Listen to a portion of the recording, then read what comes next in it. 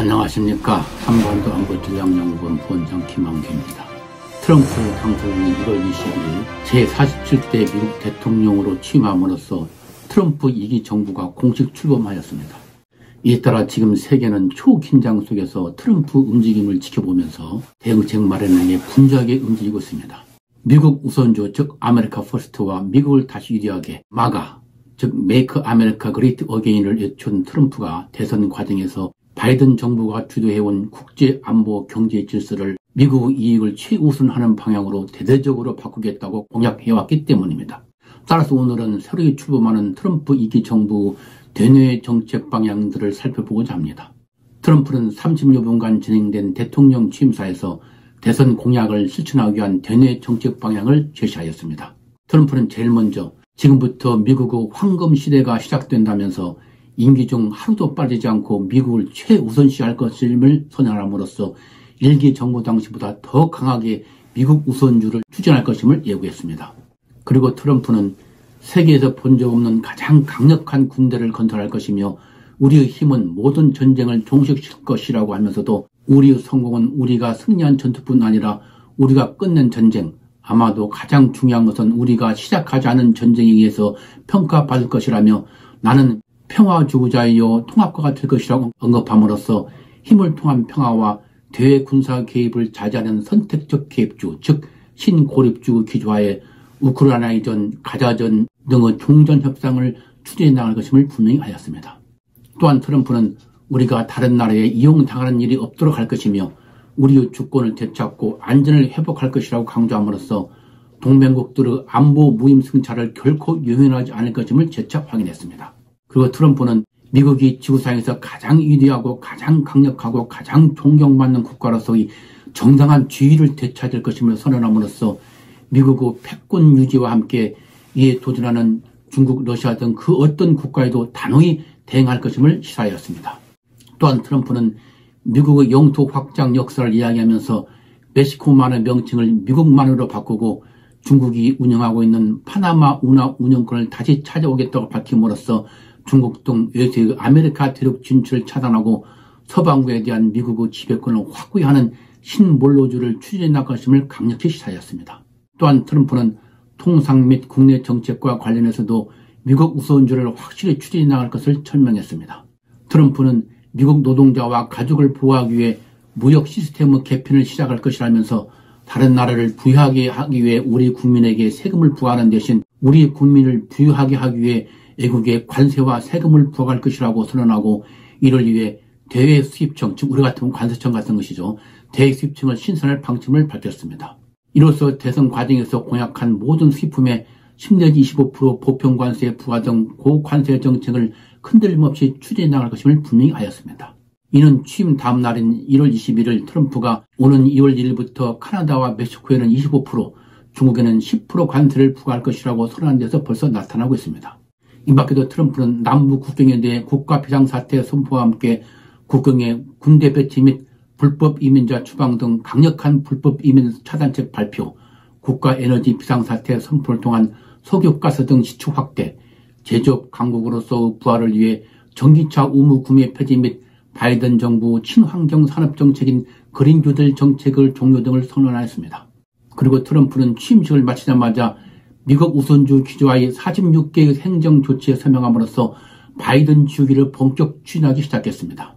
이러한 트럼프 취임사를 감안할 때 트럼프 2기 정부에서는 더욱 강해지고 더욱 독해진 미국 우선주가 전개될 것이 확실시 되고 있습니다. 우선 대외관계면에서 가치 보존한 이익을 중시하는 거래 지향의 상업적 동맹관을 가지고 있는 트럼프는 관세와 안보 무임 승차 불용을 무기로 대대적인 변화를 추구해 나갈 것으로 보입니다. 트럼프는 관세를 무역 불균형 해소뿐만 아니라 미국의 이익이 걸린 다른 문제 해결을 위한 수단으로 활용해 나갈 것이며 안보 무임 승차를 내세워 나토 등 동맹국들에게 국방비를 GDP 5% 수준으로 증액을 요구하면서 요구가 충족되지 않을 경우 나토 탈퇴 등 극단적인 결정을 내릴 가능성도 배제하지 않을 것입니다. 또한 트럼프는 멕시코만 명칭 변경과 파나마 운하 해소 추진 선언에서 보듯이 미국의 이익을 위해서는 동맹, 적 가리지 않고 국제적 관점과 보편적 주책 등 그 어떠한 것에도 구애받지 않고 정책을 전개해 나갈 것입니다. 한반도에 관련해서도 이미 트럼프가 대선 과정에서 한국을 머리머신, 즉 부자 나라라고 부른 데서 나타났듯이 트럼프 2기 정부가 대미무역 흑자를 기록하고 있는 우리에 대해 고관세 및 기업에 대한 제재, 한미무역협정 개정 등 통상 압박과 함께 주한미군 철수를 카드로 사용하면서 방위 분담 대폭 증액을 요구할 가능성이 크다고 할 것입니다. 그리고 북한과는 미북 정상회담을 추진할 것입니다. 이와 관련 우리가 눈여겨볼 것은 트럼프의 러시아, 중국, 북한 등 적성국과의 관계라고 할 것입니다.